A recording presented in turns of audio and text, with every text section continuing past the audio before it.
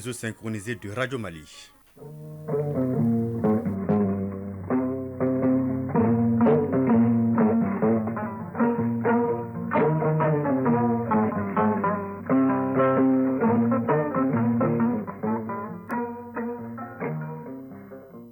Le journal, Mohamed Diarra.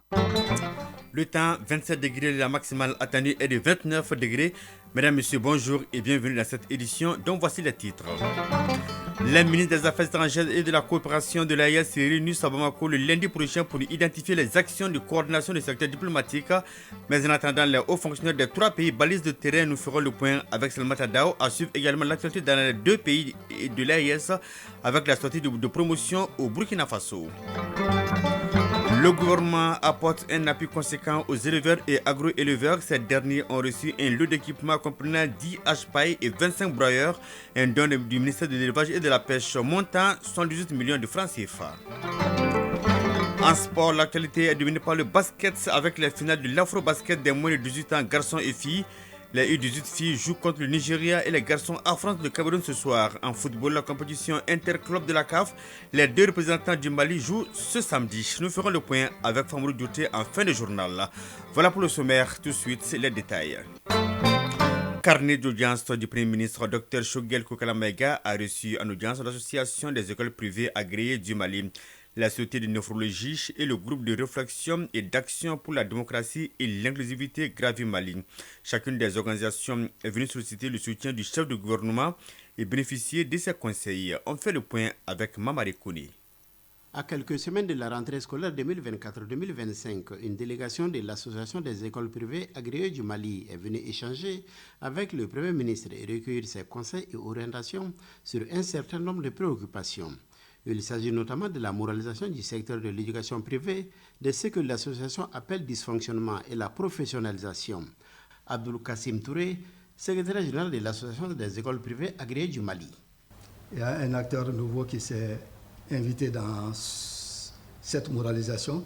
Ça, c'est le rapport de l'OCLEI qui a été publié et qui a annoncé l'existence de 1077 établissements présumés faux. Or, nous, dans notre démarche, on a toujours demandé la moralisation de ce secteur.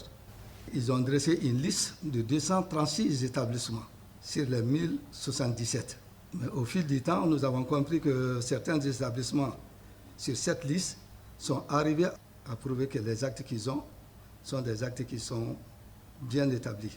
Les deux ministres en charge de l'éducation présents à la rencontre estiment qu'il faut privilégier le dialogue et la concertation.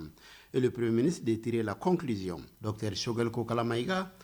Personne de bonne foi qui veut faire marcher le pays ne peut pas les nier. Par contre, les solutions seront issues d'un dialogue de discussion. La deuxième audience du jour est accordée aux membres de la Société de néphrologie du Mali, Sonema.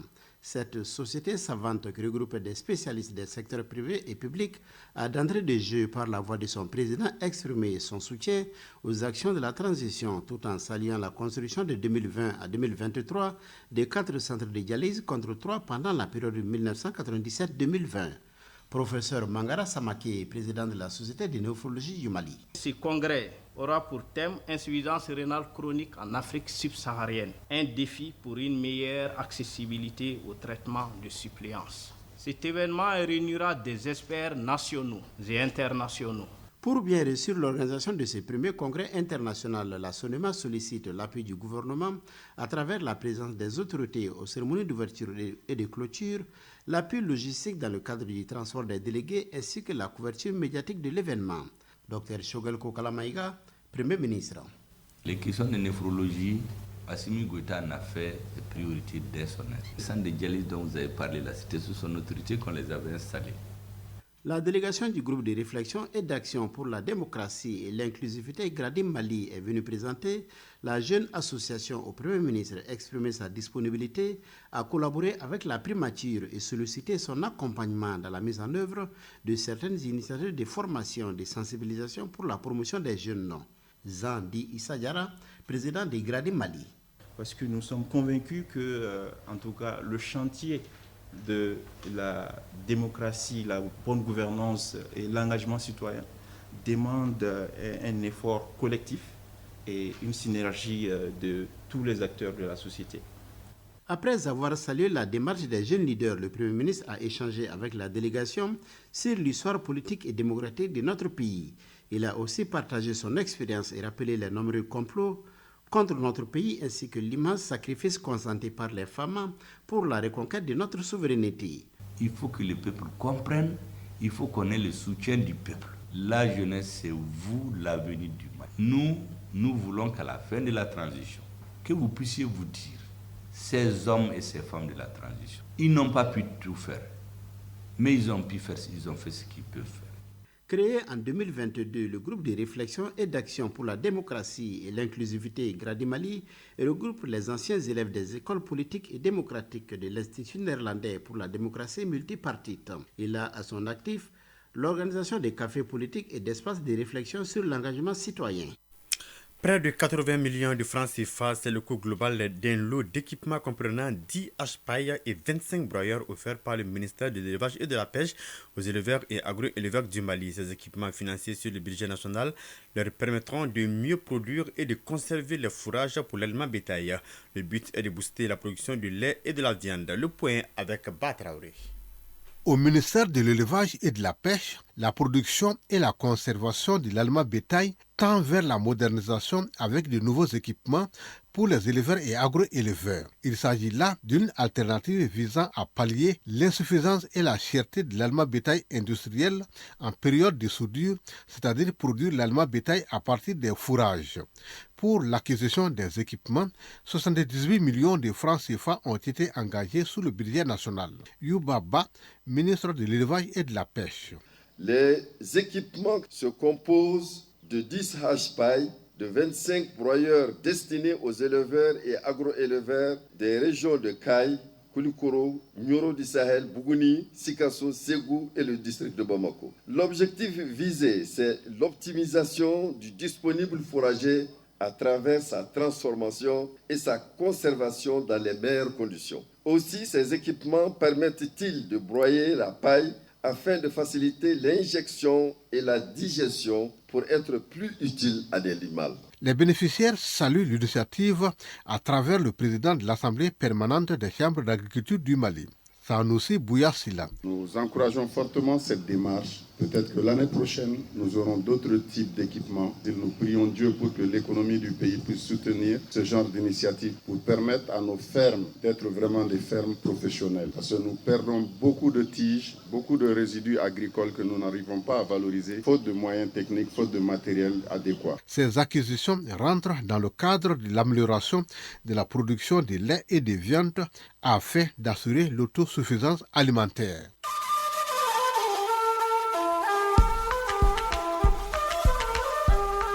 AES Actualité.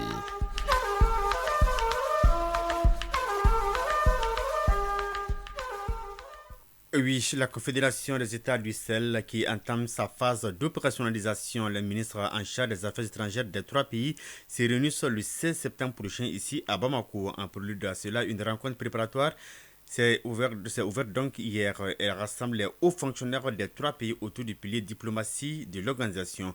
À l'issue des travaux qui s'achèvent d'ailleurs cet après-midi, les participants devront proposer au ministre des Affaires étrangères un document identifiant les actions et mesures pour une coordination du secteur diplomatique.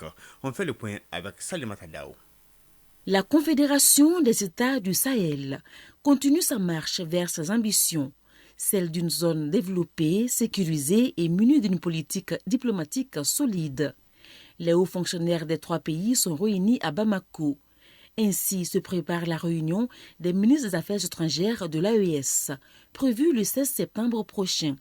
Cette rencontre, la première depuis la création de la Confédération le 6 juillet dernier à Niamey au Niger, est pleine de symbolique et de responsabilité selon la partie malienne. Seydou Koulibaly, secrétaire général du ministère des Affaires étrangères et de la coopération internationale. La responsabilité qui accompagne ce symbole est le rappel de la lourde tâche que nous avons en qualité de hauts fonctionnaires de la diplomatie, domaine transversal par excellence, d'élaborer, de consolider, d'améliorer, de finaliser et de soumettre à la validation de nos ministres les documents relatifs à l'opérationnalisation de la Confédération AES. Trois nations désormais liées par un même destin, chacune à son niveau, est engagée pour construire le cadre d'opérationnalisation de l'organisation commune, la Confédération des États du Sahel. Saïbou Zongo, chef de la délégation burkinabé. La vision de nos chefs d'État, qui est prioritairement centrée sur les intérêts des peuples du Sahel, est suffisamment claire. Une diplomatie dynamique, proactive et cohérente au service de la défense des intérêts de ces populations s'inscrit bien naturellement dans cette vision. Le Mali assure la présidence de la Confédération. Les autorités jouent parfaitement leur rôle, d'où le soutien des États frères du Burkina Faso et du Niger aux actions posées. Ousmane Al-Hassan, chef de la délégation nigérienne. C'est le lieu ici pour ma délégation de souligner, pour s'en réjouir, les efforts louables consentis par la présidence malienne de la Confédération pour nous présenter une feuille de route de grande qualité, proposant des actions concrètes à entreprendre en vue de la mise en œuvre des 3 piliers, la défense, sécurité, le développement et la diplomatie. Ce, dans le souci de répondre aux attentes pressantes et légitimes des peuples de notre espace. Avant l'ouverture de la session de réflexion, les 3 délégations ont été reçues par le chef de la diplomatie malienne, Abdoulaye Diop. Oui, au Burkina Faso, la 12e promotion des élèves sous-officiers spécialistes a apporté les épaulettes de sergent. La promotion forte de 397 éléments, dont 91 personnels féminins, a été baptisée sergent Achille Naza par le ministre en charge de la Défense. Les nouveaux sergents sont spécialisés dans une trentaine de domaines. On fait le point avec Amadou Kafando et Gezouma Sanogo.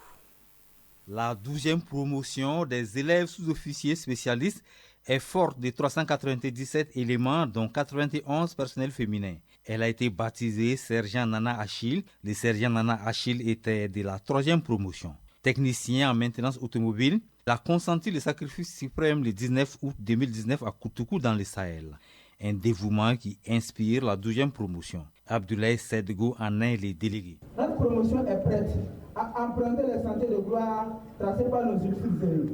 Logosina Traoré est sorti major de la 12e promotion avec 16 sur 20 de moyenne.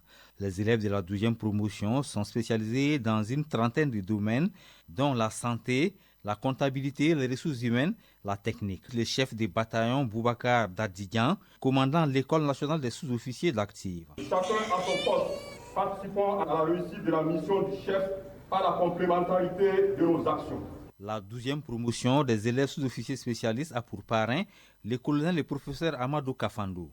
Les 397 élèves ont été déclarés aptes à l'emploi des sous-officiers et dignes d'être nommés au grade de sergent par le chef d'état-major de l'armée de terre, le colonel Théophile Nikima. Cheville ouvrière du commandement militaire en garnison comme au combat, le sous-officier est le maillon central de la chaîne qui relie le chef à la troupe. En leader, il fait preuve d'initiative, notamment dans les moments difficiles. La 12e promotion des élèves sous-officiers spécialistes a passé 8 mois à l'ENSOA.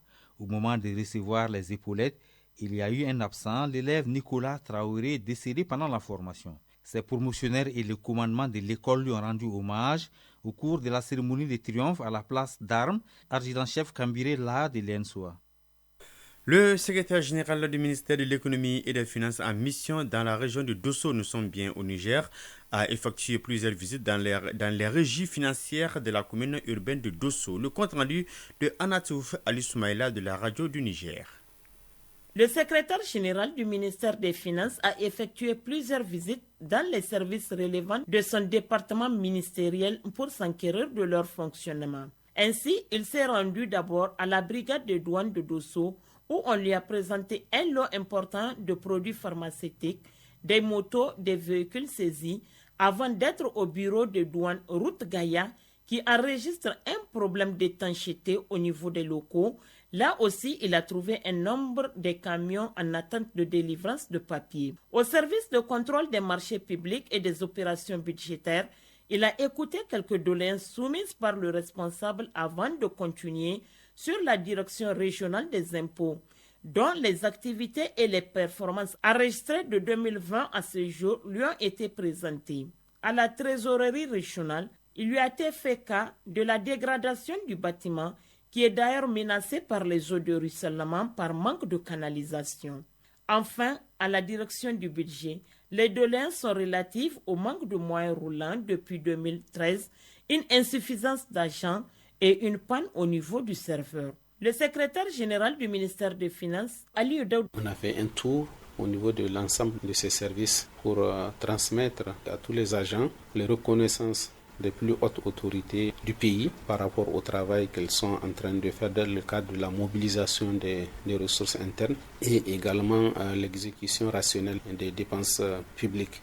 Notons que Ali Daouda était accompagné dans ce déplacement par le directeur général adjoint des douanes, colonel Mustafa Bala, du directeur général adjoint du Trésor, Alhaji Gambo Adamou, et du directeur régional des douanes de Dosso, colonel Abdoulaye Vincent.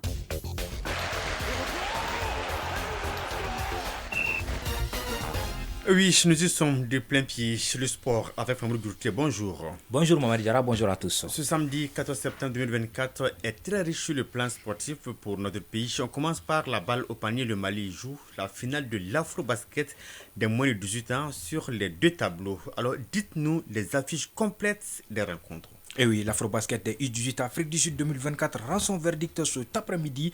Les affiches sont Mali-Nigeria chez les filles à 15h GMT et Cameroun-Mali à 18h30 chez les garçons. Sur le tableau féminin, le Mali va jouer sa 11e finale en 17 éditions, mais ce sera la première finale entre le Mali et le Nigeria dans la catégorie U18. La dernière confrontation entre Maliennes et Nigérianes remonte à 2008. Les filles du Mali s'étaient imposées par 85-68. Et je rappelle que les Maliennes sont à la fois détentrices du trophée et le record avec 8 titres, alors que le palmarès des moins de 18 ans filles du Nigeria est encore vierge. Sur le tableau masculin, le Mali et le Cameroun se retrouvent en finale après leur affrontement en poule. Les garçons du Mali avaient remporté ce duel par 62-58. La finale de 2024 est la première pour le Cameroun, tandis que le Mali va disputer sa 4e finale en 22 éditions. Les Aiglons sont double champions d'Afrique en 2018 et 2020, à chaque fois en battant le Sénégal en finale. Et pour cette édition, les Lionceaux du Sénégal ont mordu la poussière par 2 fois devant les Aiglons du Mali, 64-50 lors de la première journée des matchs de poule et 68-60 en demi-finale jouée ce vendredi. Les finales de l'Afro-Basket des moins de 18 ans Afrique du Sud 2024 qui se jouent ce samedi sont donc Mali-Nigeria en filles à 15h et Cameroun-Mali en garçon à 18h. Notons aussi que le Mali est qualifié pour la Coupe du monde de basketball des moins de 19 ans qui se jouera en 2025 en Suisse pour les garçons et en République tchèque pour les filles. Oui, c'est des équipes qui nous font rêver avec des scores fleuves parfois dépassant la barre des 100 points. En football, la compétition interclub de la CAF, les deux représentants maliens, le Djoliba AC et le Stade malien, jouent ce samedi le Djoliba à domicile et le Stade à l'extérieur. Et oui, en Ligue des Champions, le Djoliba AC reçoit ce samedi 14 septembre au stade du 26 mars à 16h l'Asco de Kara du Togo au compte du match aller du second et dernier tour des préliminaires. Les Rouges de Bamako, champions du Mali 2024, ont écarté au premier tour Red Star de Bangui 0-0 à l'aller en Centrafrique et forfait du club de Bangui au retour pour faute de moyens de déplacement. Concernant les Togolais de l'Asco de Kara, ils se sont défaits des Équato-Guinéens du Deportivo Mongomo au tour initial. Et malgré le départ des joueurs clés comme Félix Kamati ou encore Ousmane Koulibaly di Kalaba, l'effectif des Rouges de Bamako reste compétitif et est en mesure de relever le défi Asco de Kara pour se hisser dans la phase de poule de la Ligue des Champions de la CAF, ce qui serait une première pour un club malien. Toujours ce samedi en Coupe de la Confédération de la CAF, le Stade malien qui était exempté du premier tour des préliminaires est en déplacement au Libéria pour défier Pennsville au compte de la manche aller. L'entraîneur des Blancs de Bamako est confiant de cette rencontre. Le Stade malien qui a logiquement la faveur des pronostics devrait quand même se méfier de son adversaire qui a l'avantage du terrain et du public. Les Libériens du Pennsville n'ont pas tremblé avant de faire sortir les Camerounais de Fovu lors du premier tour. Ils sont allés s'imposer 1-0 avant de corriger l'adversaire au retour 4-0 pour se qualifier. Pennsville du Libéria, Stade malien de Bamako aura également lieu ce samedi à 16h GMT au stade Samuel Kanyondo de Monrovia, une pelouse synthétique comme notre stade Mamadou Konaté ici à Bamako, et la CAF a désigné un quatuor arbitral bissau-guinéen amené par Alder Lopez Grap pour diriger le match entre Pennsville et Stade malien. Le contrat du sélectionneur Tom Saint-Fiet a été officiellement signé ce vendredi. Oui, nommé sélectionneur des Aigles du Mali mercredi 28 août 2024 par la Fédération malienne de football, la FEMAFOOT, le Belge Tom Saint-Fiet, 50 a signé un contrat de 2 ans renouvelable. Il a comme mission de bâtir une équipe nationale senior sur des bases saines et pérennes, qualifier les Aigles pour la CAN Maroc 2025 et atteindre au moins les demi-finales, qualifier le Mali pour la Coupe du Monde 2026 qui sera conjointement organisée par les États-Unis, le Canada et le Mexique. Son salaire mensuel serait d'environ 15 millions de francs CFA sans les primes et les indemnités. Le technicien belge rejoint les Aigles après avoir dirigé les Philippines depuis février. Le Mali devient ainsi la 12e équipe nationale qu'il prend en charge, dont 7 en Afrique, après des expériences en Namibie, au Zimbabwe, en Éthiopie, au Malawi, au Togo et en Gambie. Après ses 2 premiers matchs à la tête des Aigles du Mali, à l'occasion des 2 premières journées des éliminatoires de la CAN Maroc 2025, Tom Saint-Fiet affiche un bilan d'un match nul et une victoire dans le groupe I. Le Mali partage la tête de son groupe avec le Mozambique, 4 points chacun. Ils sont très heureux après une formation du rafraîchissement. 17 entraîneurs maliens ont validé leur licence A de la CAF. Oui, fin d'une longue attente pour les 17 entraîneurs maliens qui avaient suivi une formation pour obtenir la licence A CAF en 2016 sans réussir à valider leur diplôme. Grâce à de nouveaux accords entre la FEMAFOOT et la CAF, cela est désormais résolu.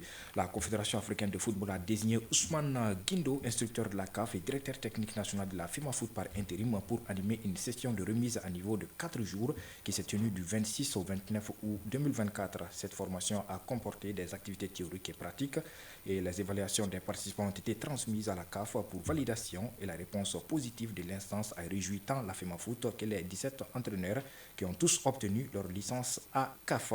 La cérémonie de délivrance des licences a été effectuée ce jeudi 13 septembre au siège de la FEMAFOOT. Désormais, ces 17 entraîneurs sont en mesure de diriger tous les clubs et les sélections nationales tant sur le continent qu'au-delà. Merci bien, Famoudou Dourtier. À 9h22, c'est la fin de cette édition présentée par Mohamed Diarra avec le concours de Abse Traoré à la mise en onde. La mise en ligne est assurée par Sekou Traoré, coordination éditoriale Ousmane Daou. Passez d'excellents moments en compagnie des programmes de Radio Mali. Au revoir.